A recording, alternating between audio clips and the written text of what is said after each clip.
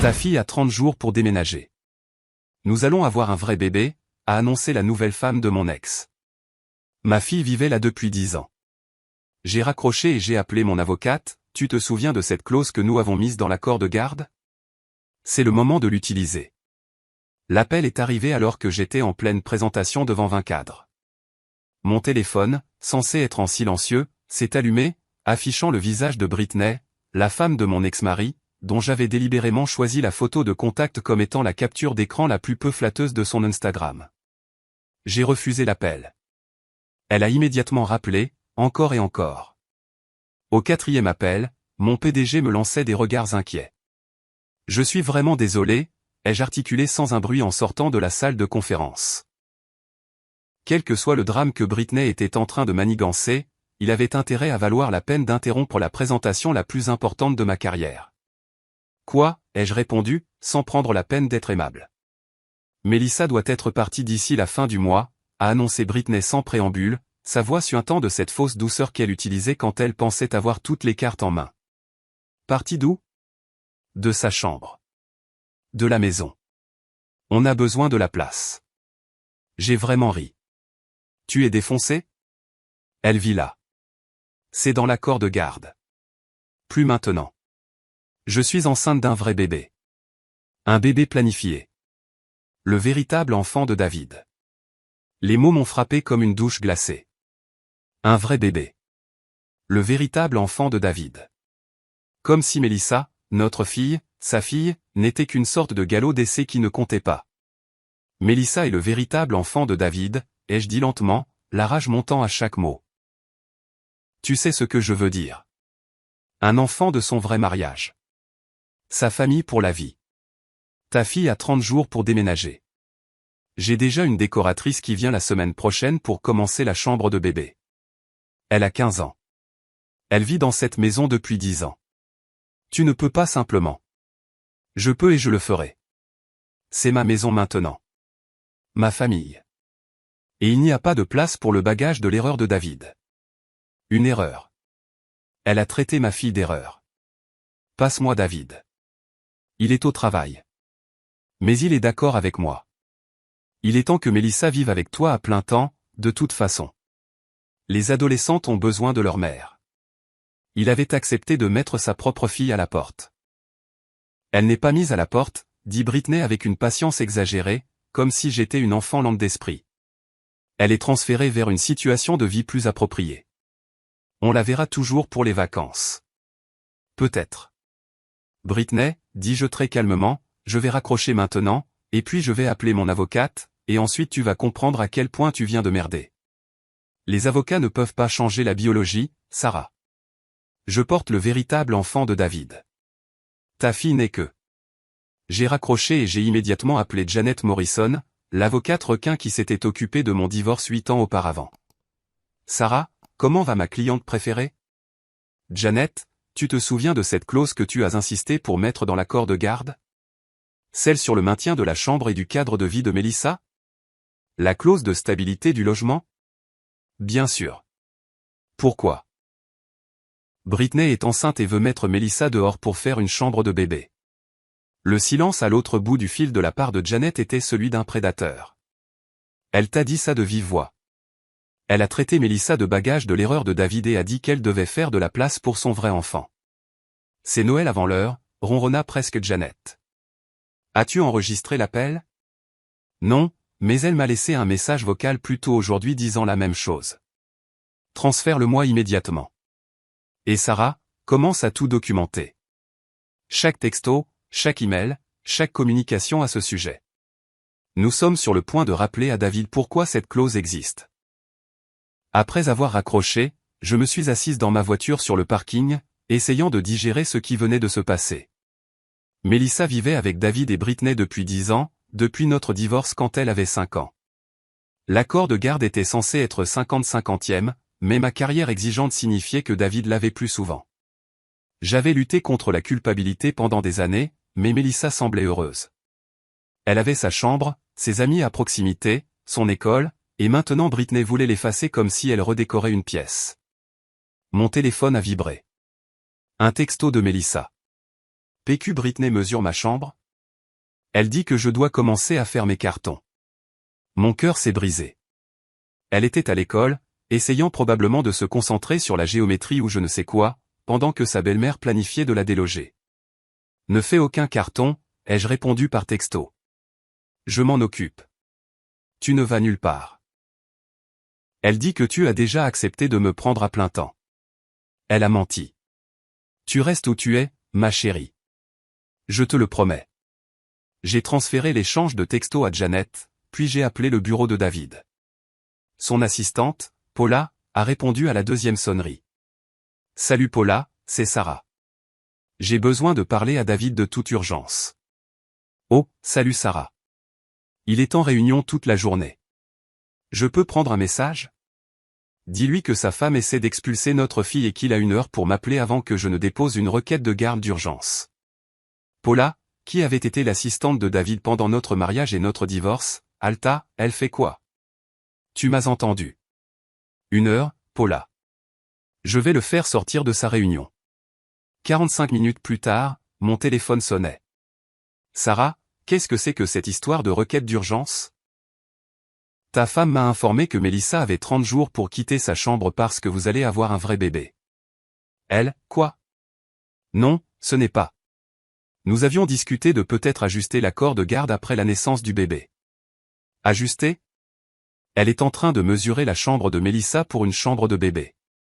Elle est excitée par le bébé. Elle s'est peut-être laissée emporter. Laissée emporter? Elle a traité notre fille d'erreur, David. De bagage. Elle a dit que ce nouveau bébé était ton véritable enfant. Silence. Puis, elle ne dirait pas ça. Vérifie le texto que j'ai envoyé à Paula. J'ai transféré le message vocal où elle dit exactement ça. Plus de silence. Je pouvais l'imaginer se masser les tempes comme il le faisait toujours face à des vérités inconfortables sur Britney. Elle avait été sa secrétaire quand nous étions mariés. Le cliché de l'autre femme qui l'avait convaincu qu'il méritait quelqu'un qui comprenait ses ambitions. Maintenant, 8 ans plus tard, elle montrait exactement quel genre de personne comprenait ses ambitions. Je vais lui parler, dit-il finalement. Tu vas faire plus que lui parler. Laisse-moi te rappeler ce que stipule la clause 14b de notre accord de garde, l'enfant mineur conservera sa chambre et son cadre de vie établi dans les 2 foyers jusqu'à ce qu'elle atteigne l'âge de 18 ans ou obtienne son diplôme de fin d'études secondaires, la date la plus tardive étant retenue. Toute tentative de relocaliser, retirer ou diminuer le dit cadre de vie entraînera un examen immédiat et une révision potentielle des accords de garde. Sarah, ta femme a 24 heures pour s'excuser auprès de Melissa et confirmer par écrit que sa chambre reste la sienne. Ou je dépose une demande de garde exclusive pour violation de l'accord et environnement de vie hostile. Tu ne peux pas simplement. Je peux et je le ferai. Tu as choisi Britney au détriment de notre famille une fois. Ne fais pas la même erreur avec ta fille. J'ai raccroché et je suis retourné à ma présentation, parvenant je ne sais comment à conclure l'affaire malgré ma rage intérieure. Mes collègues m'ont félicité, mais tout ce à quoi je pouvais penser, c'était Melissa, assise en classe, se demandant si elle était sur le point de perdre sa maison. Ce soir-là, je suis allé la chercher à l'école, ce que je faisais rarement vu le calendrier de garde. Elle est sortie, paraissant plus jeune que ses 15 ans, les épaules voûtées, les yeux rouges. Maman, dit-elle en montant dans la voiture, confuse. C'est la semaine de papa. Je sais, ma chérie, mais j'ai pensé qu'on devrait parler du bébé de Britney, de toi, de ta maison, du fait que rien ne change, sauf qu'on va s'assurer que tu saches à quel point on veut de toi. Elle a fondu en larmes. Britney a dit que je devrais être heureuse de vivre avec toi à plein temps, que c'est bizarre pour une adolescente de vivre avec son père de toute façon, qu'une fois le bébé arrivé, ils devront se concentrer sur leur vraie famille. Tu es la vraie famille de David. Tu es ma vraie famille. Et tu n'iras nulle part où tu ne veux pas aller. S'ils ne veulent pas de toi, c'est leur perte. Mais légalement, cette maison reste ton foyer aussi longtemps que tu le voudras. Nous sommes allés manger une glace, chose que nous n'avions pas faite en semaine depuis des années. Melissa m'a parlé de l'école, de ses amis, du garçon qu'elle aimait bien et qui jouait de la guitare. Des choses normales d'adolescente que Britney voulait perturber parce qu'elle avait décidé que ma fille était jetable. Cette nuit-là, mon téléphone a explosé de textos de David. Britney est bouleversée. Elle dit que tu es rancunière. Pouvons-nous discuter de cela rationnellement? C'est entre adultes. N'implique pas Mélissa. Ce dernier message m'a fait voir rouge. Je l'ai appelé immédiatement. N'implique pas Mélissa? Ta femme essaie de la jeter hors de sa maison et je ne devrais pas l'impliquer? Elle ne la jette pas dehors. Comment appellerais-tu ça? Une réorganisation. Le bébé a besoin d'une chambre. Alors transforme ton bureau, ou la salle de loisirs de Britney, ou n'importe laquelle des 4 autres chambres de cette immense baraque que tu as achetée pour l'impressionner. Ces pièces sont utilisées.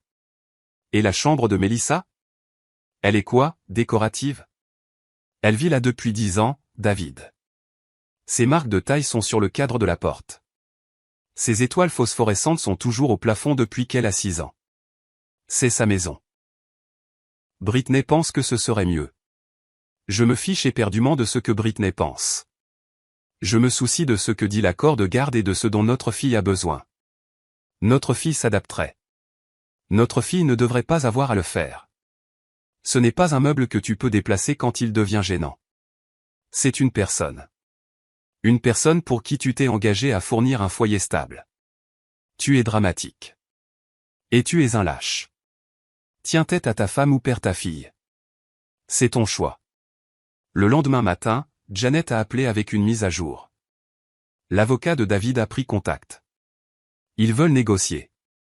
Il n'y a rien à négocier. L'accord est clair. C'est ce que je leur ai dit.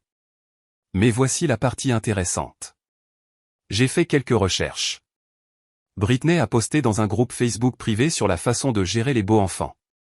Tu veux entendre ce qu'elle a écrit? Vas-y. Je cite, « Enfin enceinte de mon premier vrai bébé. Maintenant, je peux arrêter de prétendre que le bagage du premier mariage de mon mari est le mien. 30 jours et j'aurai ma chambre de bébé dans la meilleure pièce de la maison. Parfois, il faut savoir être patient. Mesdames, elle a planifié ça depuis des mois. Apparemment, il y a des dizaines de posts sur la façon dont elle compte les jours avant de pouvoir récupérer sa maison des mains de la gamine de l'ex. S'il te plaît, dis-moi que tu as tout capturé en écran. Tout. Y compris les commentaires où elle discute de la façon de manipuler David pour qu'il soit d'accord en le menaçant de le quitter s'il ne priorise pas leur vraie famille. J'ai eu la nausée. Elle planifiait de mettre ma fille à la porte depuis des mois, des années peut-être. Les posts les plus anciens sur son désir de voir Mélissa partir datent d'il y a 2 ans. Ce soir-là, j'ai fait asseoir Mélissa avec son plat chinois à emporter préféré et quelques dures vérités. Je dois te dire quelque chose et ça va faire mal. Elle posa ses baguettes. Ils ne veulent plus de moi. Ton père veut de toi. Il est juste confus en ce moment. Mais Britney planifie cela depuis un certain temps. Ce n'est pas à propos de toi, ma chérie. C'est à propos d'elle. Elle m'a toujours détesté, dit doucement Mélissa. Elle était gentille quand papa était là, mais quand il n'y était pas, elle disait des choses comme le fait que je lui rappelais que papa avait eu une vie avant elle. Qu'elle avait hâte que je sois assez grande pour partir. Pourquoi ne m'as-tu rien dit? Elle haussa les épaules. 15 ans et essayant d'être courageuse. Tu étais occupée. Et papa avait l'air heureux. Je ne voulais pas tout gâcher. Mon cœur s'est brisé en 1000 morceaux. Mon bébé avait enduré des abus émotionnels pour protéger les adultes de sa vie. Tu ne pourrais jamais rien gâcher. Tu le sais, n'est-ce pas? Tu es la meilleure chose qui me soit arrivée, à moi et à ton père. Alors pourquoi est-ce si facile pour lui de la choisir? Je n'avais pas de réponse à cela. Le lendemain, Janet a déposé notre requête, non seulement pour l'application de l'accord de garde, mais pour la garde exclusive fondée sur l'abus émotionnel et la violation de l'ordonnance du tribunal. Les publications Facebook étaient jointes comme preuve, ainsi que le message vocal et les textos de Britney. David a appelé dans l'heure, la panique dans la voix. Sarah, s'il te plaît. On peut régler ça sans les tribunaux. Nous avions un accord approuvé par le tribunal. Ta femme l'a violé. Qui a-t-il à régler? Britney est désolée. C'était les hormones. Les hormones? Elle poste des messages sur le fait de se débarrasser de Mélissa depuis 2 ans. C'était juste pour se défouler. Des pensées privées. Sur lesquelles elle a agi. Elle a dit à notre fille de faire ses cartons. Elle a fait venir une décoratrice. Elle m'a appelé pour annoncer l'expulsion de Mélissa comme si elle annulait un abonnement à un magazine. Je m'assurerai que Melissa garde sa chambre. Et l'abus émotionnel? Les commentaires sur le fait que Melissa n'est pas ton vrai enfant? Britney s'excusera. Des excuses n'effacent pas des années à faire en sorte qu'un enfant se sente indésirable dans sa propre maison. Que veux-tu, Sarah? Je veux ce qu'il y a de mieux pour Melissa. Et en ce moment, ce n'est peut-être pas de vivre avec quelqu'un qui la voit comme un inconvénient à éliminer. L'audience au tribunal a été fixée 2 semaines plus tard. Pendant ce temps, Melissa est restée avec moi, bien que ce soit le temps de garde de David. Il ne s'y est pas opposé. Probablement un soulagement pour Britney. Ces 2 semaines ont révélé tant de choses. Melissa s'est épanouie dans mon appartement, même s'il était plus petit que la maison de David. Elle cuisinait avec moi, faisait ses devoirs au comptoir de la cuisine, s'endormait sur le canapé en regardant des films sans s'inquiéter de déranger. J'avais oublié ce que c'était, dit-elle un soir. De juste exister sans avoir à m'excuser de le faire. La veille du tribunal, David a appelé. Britney est partie, dit-il sans préambule. Quoi? Elle a dit que si j'insistais pour garder la chambre de Melissa, elle partirait. Alors j'ai insisté, et elle est partie. J'ai digéré l'information. Je suis désolé. L'es-tu vraiment, admis-il? Non. Mais je suis désolé que tu sois blessé. Elle n'allait jamais être une bonne belle-mère, n'est-ce pas? Non, David. Quelqu'un qui voit ton enfant comme une compétition pour ton amour n'allait jamais être une bonne quoi que ce soit. J'ai merdé. Oui, tu as merdé. Melissa me pardonnera-t-elle? Ça dépend d'elle. Mais tu vas devoir le mériter. Et ça commence par te présenter au tribunal demain et dire au juge exactement pourquoi Britney est partie. Sans rien cacher, sans excuses, juste la vérité. Il l'a fait. David s'est tenu devant la juge Martinez et a admis qu'il avait permis à sa femme de maltraiter émotionnellement notre fille, qu'il avait priorisé sa nouvelle relation au détriment du bien-être de son enfant, qu'il avait échoué en tant que père. La juge a modifié notre accord de garde. Melissa déciderait où elle voulait vivre et quand. David paierait pour une thérapie, et tout futur partenaire amoureux devrait subir une vérification des antécédents et rencontrer un thérapeute familial avant d'être présenté à Melissa. Monsieur Peterson, a dit la juge Martinez d'un ton sévère, votre fille n'est pas un bagage d'une relation précédente. Elle n'est pas un inconvénient à gérer. C'est un être humain qui mérite un père qui la place en premier, toujours. Comprenez-vous? Oui, votre honneur. Je l'espère, car vous n'aurez pas une autre chance de lui faire défaut. 6 mois plus tard, Melissa partage à nouveau son temps entre nous, mais différemment. Elle reste avec moi pendant la semaine, c'est plus facile pour l'école et ses activités. Les week-ends avec David, qui suit lui-même une thérapie, apprenant à être le père qu'elle mérite. Britney a eu le bébé, un garçon. David a des photos, mais aucun contact. Elle lui envoie des mises à jour ordonnées par le tribunal, mais rien de plus. Parfois, je me demande si elle raconte sa propre version aux gens, ou elle est la victime d'une ex-femme rancunière qui ne l'a pas laissé avoir la chambre de bébé de ses rêves.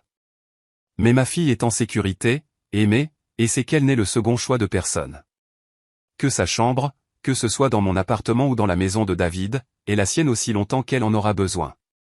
La clause de garde sur laquelle Janet avait insisté il y a 8 ans nous a sauvés. Mais plus que ça, elle a appris à Melissa qu'elle vaut la peine qu'on se batte pour elle.